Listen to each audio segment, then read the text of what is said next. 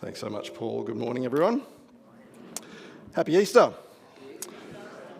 Christ is risen. Some of you will be wondering, why on earth do we say that? Why do we do that little call and response? As I explained a little bit last year, that stems from something way back actually to the very, very earliest disciples. It was a refrain that came into practice in that those early disciples, when they started realizing that Jesus was actually alive, so starting with Mary Magdalene and others, and they started going around and saying, Jesus is alive, we've seen him. And others would say, he's risen indeed, I've seen him too. It was an echo to say, yeah, we're verifying the fact that we have seen Jesus alive. And so very early on, it's basically your saying of, I've seen Jesus alive, and then somebody would say, I've seen him alive too. And it was a building refrain of hope and verification and credibility that Jesus had risen from the dead. And that has been said by Christians even until this day. Christ is risen. He's risen indeed, because we say, even though we haven't seen him alive physically, we know in our hearts he is alive. We verify he is alive because he is alive in our hearts. We know it. And so when somebody else says, Christ is risen, we can say, he is risen indeed. I know it. I can verify it. I validate that in my life. May that be your refrain this year. Well, children, if you have already finished your activity pack, some of you are possibly streamed through that really quickly, and you're sitting there already thinking, I've eaten the chocolate, I've done the little activity, I've drawn everything, now what do? I do have something for you to do. During this next 12 minutes or so, that's all I'm going to speak for, is that you have a word to count. And if you come up to Cindy at the end of the service with the correct number, then she will have a little prize for you. Your parents will be very happy that it's full of sugar and deliciousness. As you head out in the day, you'll just have more sugar into your stomachs. But you count the word, this particular word that I tell you, and you count that. And let Cindy know at the end of the service. So the word that I want you to count is power. Okay, so every time I say power, from this moment on, that's the number. Well, on Friday, I mentioned that other than being a pastor, my ideal job would be a sports journalist.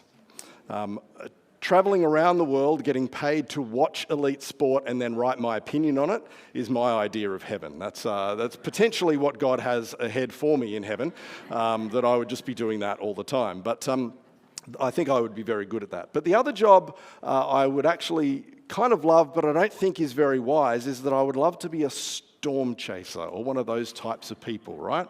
I don't think it's very smart. It's a bit dangerous, but I kind of love the thought of, the type of people who chase down tornadoes and just want to be in the action or observe volcanoes. I'm fascinated by the power of nature.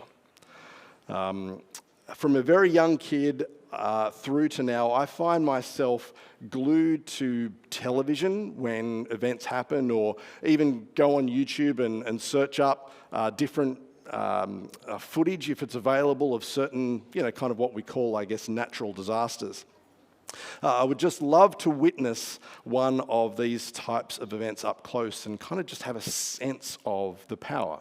Even if you just watch it on TV, you don't get a real sense of that power. I remember a number of years back climbing up to the top of Mount Vesuvius, which is the one that destroyed Pompeii.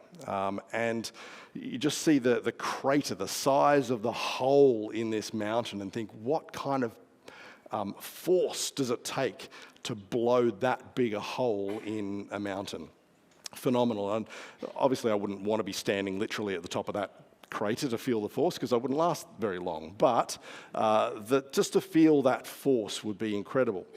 But of course, I'm conflicted with my fascination with natural disasters, because with events like these, whether they're volcanoes, tsunamis, twisters, or earthquakes, while I'm fascinated by the display of power, I'm immediately concerned for the lives that may be affected by it. Such power that can rattle the earth, is usually associated with human casualty, isn't it? When we hear of something, we immediately expect that such force will only result in devastation and loss. And so it appears as we read this eyewitness account of one of the friends of Jesus, a guy called Matthew. In Matthew 28, he writes this: "After the Sabbath, at dawn on the first day of the week, Mary Magdalene and the other Mary went to look at the tomb. There was a violent earthquake, for an angel of the Lord came down from heaven and, going to the tomb, rolled back the stone and sat on it. His appearance was like lightning, and his clothes were as white as snow. The guards were so afraid of him that they shook and became like dead men." So these two women feel this violent earthquake on the walk to the cemetery to pay their respects to Jesus. And so it's no surprise that when they get there, the first thing they see is carnage, human casualty, soldiers lying on the ground like dead men. They no doubt think that these soldiers have borne the brunt of this violent earthquake that they've just felt. And so things seem to be going from bad to worse, in a sense, at that moment. These women had just witnessed the crucifixion of the man they thought was the Messiah, the one that they had pinned all of their hopes on. They watched him get buried in a graveyard, and they had to sit through an entire Sabbath day without being able to do any form of work or activity to distract them. So they've witnessed the brutality of the Friday. They go home and they sit. And because of Sabbath rules, they just had to do nothing.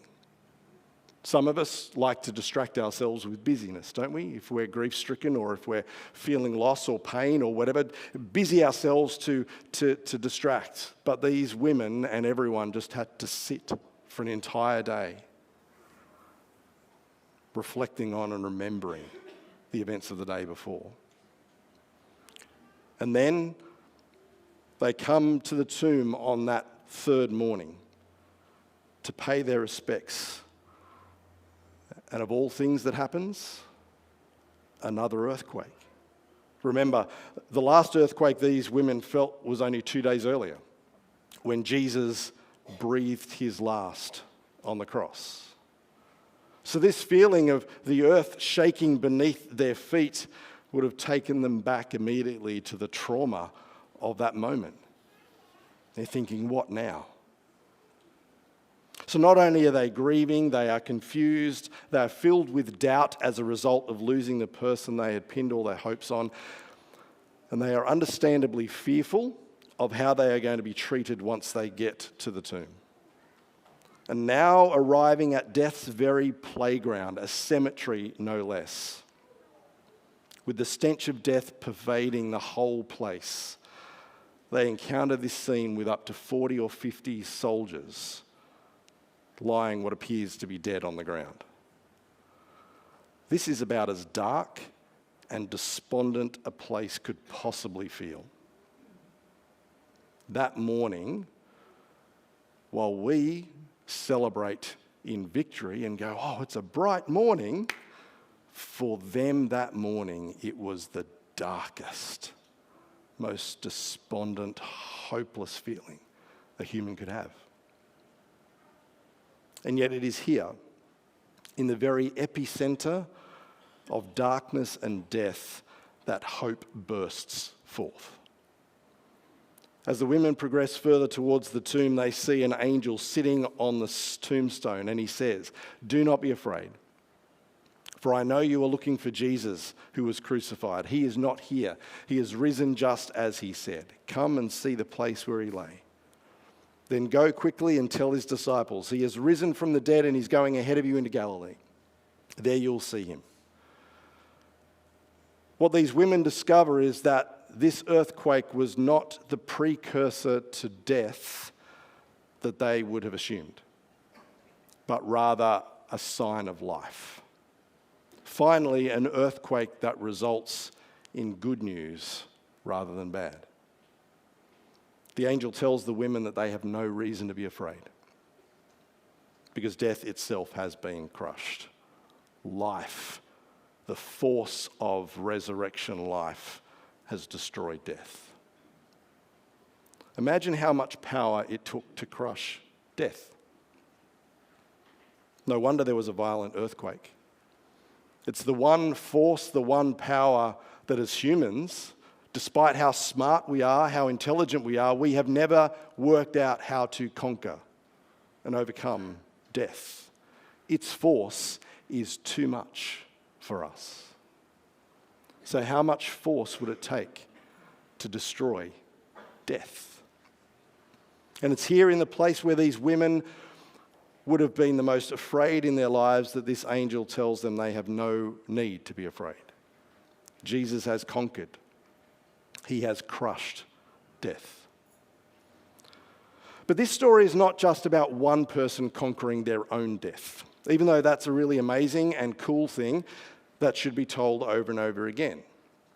This story is about one person conquering our death. The Apostle Paul tells us why the resurrection of Jesus is good news for us, not just something we go, oh, that's fascinating, and that's how cool for Jesus. Paul says in Romans 8, and if the spirit of him who raised Jesus from the dead is living in you, he who raised Christ from the dead will also give life to your mortal bodies through his spirit who lives in you. That is why the earth-shattering event of Jesus coming back to life is earth-shatteringly good news for us. Jesus didn't just conquer his own death. He conquered death for all of us too. The victory he won, he passed on to us. And so when we come to that same point, our own death, his outcome will be our outcome. Resurrection life, never to die again. But even more than that, through his resurrection, he overcame death for all creation. And this is the really good news. He doesn't just give us eternal life so that we can go on living in the brokenness and suffering of this world. He conquered death and decay of every kind. Because of his victory, all creation will be given resurrection and restoration. So it's not just him conquering his own death. It's not just him conquering our death. It is him conquering all death forevermore. Because of his victory, all creation will be given resurrection and restoration. He plunged into the very depths of death, all death, and emerged victorious so we never have to fear it. When things looked their bleakest, when death seemed to have won the day, Jesus rose from the dead and brought hope where there was none. Like a desert flower springing to life in the middle of a dry and parched ground, life emerged from the midst of death. It is out of the most despondent, desperate, and dark situation that Jesus brings life. And this message from the angel to the women that day reveals the beautiful truth that even in the very darkest of places, hope is found. Even in the middle of a cemetery, the message is loud and clear: there is always hope. On Good Friday, I spoke about one earthquake, about how the extravagant act of love and sacrifice of Jesus on the cross had the power to break the earth's surface open, but also to pierce the most calloused of hearts. That his extravagant love and forgiveness for those of us who don't deserve it, he humbly went to the cross, and the power of that moment pierces even the most calloused of hearts. Well, today, we remember another earthquake. How the power of the resurrection that brings life out of death offers us hope even in our moments of deepest darkness. That is a message our world desperately needs to hear. There is no point to which humanity can fall that is beyond his power to resurrect. There is no point of hopelessness, despondency, evil, or fear that Jesus can't redeem. There is no place too dark, no person too evil, no heart too broken for Christ to restore. There is nothing stronger than his resurrection power. So the angel's message to these women and to us is, don't be afraid. He is risen. He has overcome. He has overcome everything. We too can experience this earth-shattering power in our life. Not the kind of power that brings destruction. We're used to that. We hear of power and force, and our assumption is destruction. But the power instead that brings life.